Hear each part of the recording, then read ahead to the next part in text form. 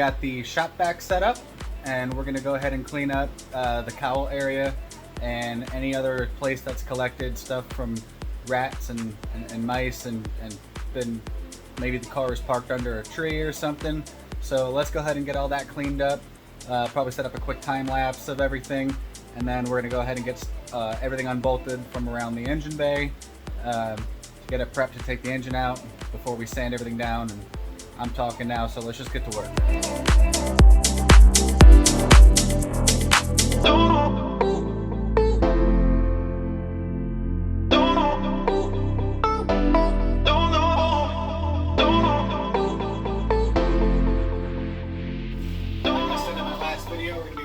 The core support.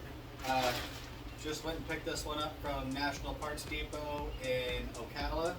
If you haven't been there, check them out. They got some really cool stuff there. Really helpful people. So let's go ahead and open this up and check out what we got.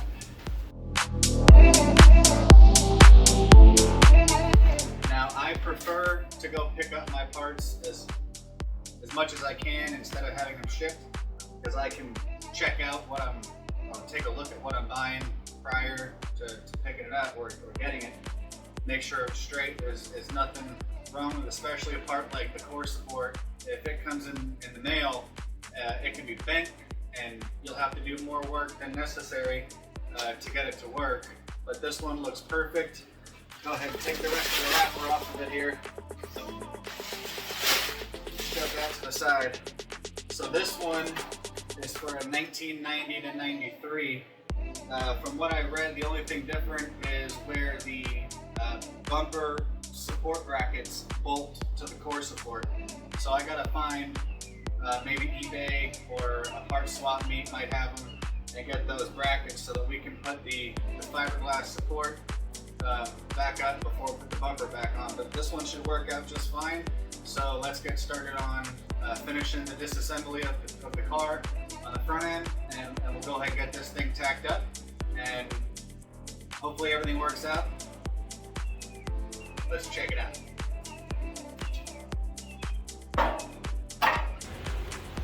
Real quick, let's talk about what we've done.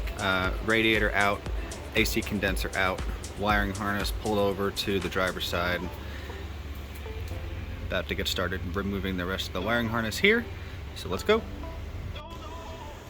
Alright, power pipe is off on this side. We are going to start taking off the wiring harness to get it removed from the back of the engine bay. So that should be the last bit of wiring harness, except for what's underneath the motor for the starter. And we'll catch back once it's all complete, and I'll kind of show you the whole picture, and then we're going to be taking the motor out from there. So guys, let me tell you something. It is hot as hell, and it's been a long time since I've had to do this. So anybody who's looking to do this, all I suggest is take pictures, mark your wires, mark your bolts, put them in bags, label them, whatever works for you, so that when you go to put this stuff back together, because believe me when I tell you, there is a lot of it. So I'm gonna go ahead and get back to work. I'm gonna set you guys up so you can kind of watch, maybe put a little time lapse in, and then we'll check back in and talk about it after.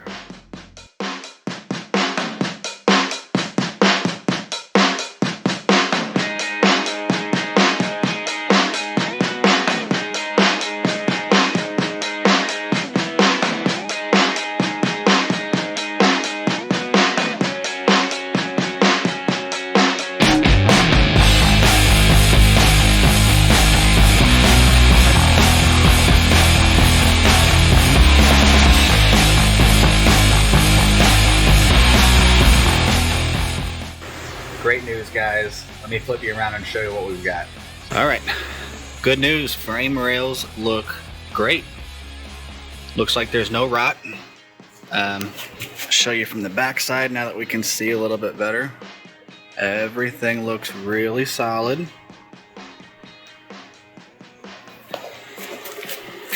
This side looks good also. A little bit of surface rust right there. Not a big deal. Move this out of the way. Yeah, that's solid too. no rot whatsoever. So we'll go ahead and get that all cleaned up. I'll show you from this side. We removed the windshield wiper reservoir for the sprayer. Everything looks really good. There's a little bit of rot right there. Not a big deal. And then move the wiring out of the way. There's a little bit of rot right there, but I did look up in there. It doesn't look bad. It doesn't appear to have gone through everything. So I think we're really solid, and it's just on the outside, not deep in where we would have to remove parts of the car. So that's awesome, and let's get back to work. Alright, so most of the wiring harness is completely removed and unplugged from everything. We have to go in the car now, remove it from the computer so that we can lay the whole thing over to that side, and then I can finish getting the rest of the dashboard out and pull that harness through the main area where the big grommet is, and then we'll take that completely out of the car. Once that's done, I don't think there's anything else left on the firewall. Maybe a couple things like the accumulator bracket for the AC, the ignition coil, and a couple other things that we have to get off. We'll pull the throttle cable through, and then it's time for the motor. We're gonna pull this thing out, get everything exposed from underneath so that we can clean everything up. Show you a better view here. This is the core support. It's bent up pretty bad right here. Let me try to get a straight on shot for you so you can see. You can see how it kind of curves inward. It's definitely not supposed to do that. I'm sure most of y'all know that. I'm not telling you anything you don't already know, but this one was hit pretty bad and definitely needs to be replaced to get everything back in line. So after we get the motor out and we can work on drilling and welding without getting it into the motor, that's when we'll go ahead and tackle that. So the dash is out of the car. I figured it would be easier to pull the wiring harness through, just finishing getting that out of the way. So now we can figure out getting the rest of the wiring harness away from the engine bay, and which is looking pretty good. It doesn't look a lot different from the last clip I just showed you because I just spent some time pulling the rest of the dash out. This here is what we are working with for the dashboard. You can see it was scarlet red. Whoever had it before painted it and didn't exactly paint the whole thing. So we do have new AC registers, we have a new dash pad, and I have the LMR black dye. That's going to be coming up in another video, and we're going to be restoring the dash and getting it ready to put back in. I do have to take the box down here and check it out, make sure it's okay. Still undecided on whether or not I'm going to put AC in, but I think I want to keep the box at least for heat, and we will put a new heater core in it. I already have one of those. It's sitting on the shelf just waiting to go in. And most of the wiring harness, I'm probably going to end up putting exo wrap on it and cloth tape. I'll do the same for the wiring under the hood. All this will get exo wrapping, which is like the cloth stainless braided look almost. Supposed to be heat resistant. It looks a whole lot better.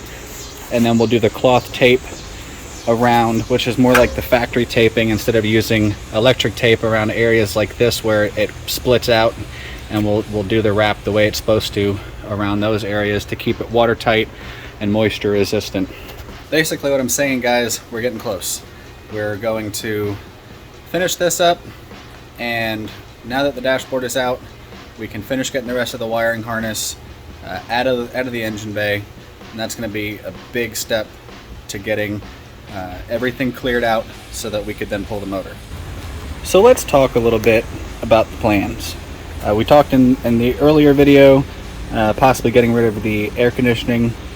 I do want to keep the heat more than likely, because I could roll the windows down and drive on a nice day, and that'll be fine not to have air conditioning.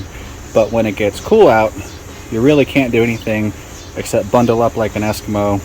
I would just like to feel comfortable if I am driving the car when it's 30 degrees outside, 20 degrees outside.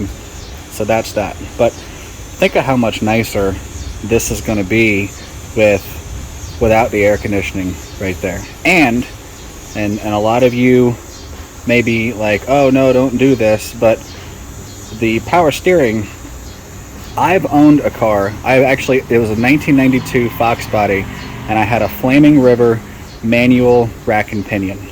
There's a big difference for any of you that have not driven a car that had a true manual rack and pinion. It is not the same as cutting the lines on your power steering and running a loop. It's just built different. It's not as hard to steer as you think. It's a little more difficult from a dead stop if you need to make a turn. Once you're rolling, it is just as easy. I mean, maybe not just as easy, but it's just about as easy as a car with power steering. But you eliminate all those lines, which kind of be hard to see because of my lighting. I apologize. All those lines down there, you get rid of this big hose, the bracket, the pump, the line that runs out to here. Ooh, it's fixing a storm. Anyway, it'll clean up a lot of that stuff, and I could always go with a AC delete bracket and just run the belt from here and then back down. I've done that before. It worked great. I think about 15 years ago when I had my, well, it was about 18 years ago now, I had my first FOXBODY. I actually left the AC unit here on and ran the belt that way when I took my power steering out. I've done it before. I know what it's like. I'm not opposed to doing it again, especially because, like I said, this isn't my daily driver car. So why not? You know, when you pop the hood, take it to car shows, have some fun, meet out with you know, friends and stuff, and you're just hanging around talking about, you know, your cars or what have you, whatever you guys like to do. It's cleaner look. It's gonna be simpler. I like the simplicity of having less inside the engine bay. I'm gonna do a little bit more, I think, as far as, not decided yet, possibly the Scott rod panels and a wire tuck. So let me know what you guys think about that too. So air conditioning, yay or nay? Power steering, what are your thoughts? I'm probably just going to delete it regardless, because I really don't want all that in the engine. The Scott rod panels, should I do it? Should I fill the holes that are here, leave it like it is? I mean, they're pretty solid. Not that I would try to put the Scott rod panels in only because they weren't solid. I mean, the Scott rod panels look phenomenal when they're done properly. So let me know what you think. Yay or nay on the Scott rod panels. The back area for the for the whatever that thing, the thingamajigger's called, it slips my memory right now, but the evaporator, I think it is, for the air conditioning, that'll be gone. The majority of all that back there will be gone, except for these two heater tubes, and that'll go to the back of the engine. Now you can see mine doesn't have it because the previous owner welded up the sensor here. However, let's go over to my part shelf. I have a brand new one, and it has the provision for the sensor. This is from LMR, and we'll be replacing where there isn't one at the moment. So let's get back to work on pulling the harness out. And just like that, the wiring harness is out. All we got left is the throttle cable. the speedometer cable, and the hood prop, which will probably come out after we take the motor out. Everything else has been removed from the firewall, from the fender aprons on both sides, and I found it was a lot easier to get the wiring harness out of the firewall by taking the heater core box out, which needed to come out anyways in order to change the heater core. So we are ready to rock and roll on taking the motor out. I'm probably going to leave that for this video, and then we'll show taking the motor out, removing the rest of the cables off of the firewall, and get into probably sanding some stuff down and getting the body work rolling, figuring out what we have to do, probably go get the supplies and get that knocked out. So I know this looks like an absolute mess, but to me it's not. Definitely take a look at this thing. This was the drip for the box, the heater core box, and I mean, I'm not even going to touch that thing too much, because when I tell you that thing is sticky, it's almost like the rubber has melted and it's like stringy and sticky. So I'm going to see if I can get a new one of those for sure. But we've got all the vacuum canisters and vacuum lines, intake, that's pretty much still assembled. I have the computer out, I have it covered for now. Not sure what we're going to do with that yet. The computer worked fine, but still there might be plans for the future. I got a bunch of bolts that are tagged and bagged. Got some of the EGR sensor stuff, some of the brackets. A lot of the bolts, while you only see a few bags, a lot of the bolts I ended up putting them back in where they went, so that I could at a later time pull them back out, mark them, label them, may even see if they have some new ones like for the ground screws, just to make sure that that's all good, make it look fresh, keep it all with the new clean appearance. You can see that I have used minimal tools. It's really just been hand tools up to this point, and probably the most daunting task is going to be that wiring harness there, but I think it's more simple than what it appears to be. So looking forward to getting all of this out of here and getting ready to do the body work, get this thing painted, so we can see what this is going to be, what it's going to look like when it's all done. I'm excited, guys. So stick around, a lot more to come. We're going to be cranking this thing out. Paint will be coming soon, probably here in the next 2 weeks, I'm hoping. So fingers crossed. We're going to keep rocking and rolling, and we'll catch you guys on the next one. Peace.